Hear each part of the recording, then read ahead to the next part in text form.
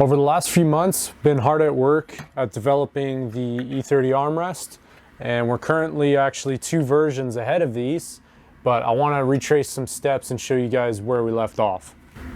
You guys are probably pretty familiar with the last video we made. That was version 2 of the armrest. This is version 3, and it's mostly the same as version 2. There was just a few aesthetic upgrades that we did to the outside to kind of hide the bolts that were on the outside.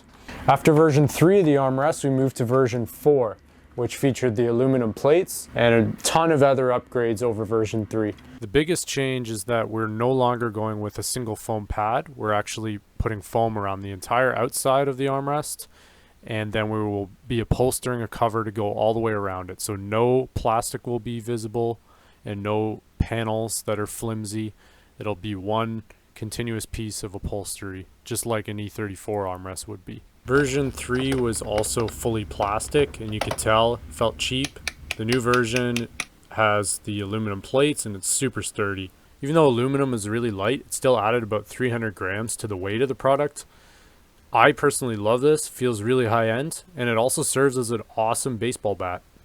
On version 4, I also fabricated a steel mounting bracket for the sports seat rather than the plastic mounting bracket from version 3. This allowed me to properly test the strength of the armrest and also practice my booger welds. Between version 3 and 4, I worked on so many other small details that aren't worth mentioning. What is worth mentioning though are the clips between the front and the rear panels. I completely changed the orientation that they clip in and just changed it to a dovetail slot so that both panels go together easy. Optimizing the assembly was one of my main goals for this stage of the project because version 3 took about an hour to assemble.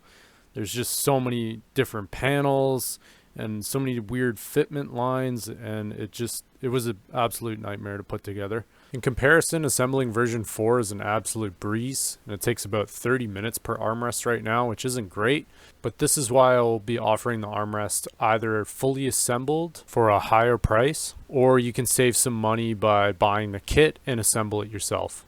Over the next few months, we're going to show you a lot more behind the scenes content of the armrest, including design work, building the next prototypes, and diving into making the upholstered covers, which will really elevate the product.